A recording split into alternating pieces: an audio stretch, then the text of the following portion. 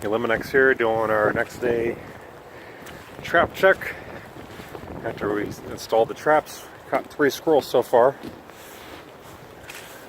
So we get an idea how they're getting up on the roof line.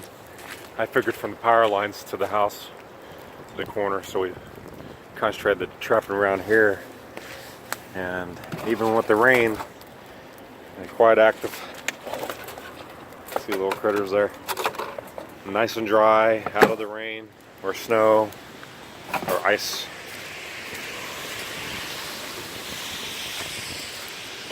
Come get this guy.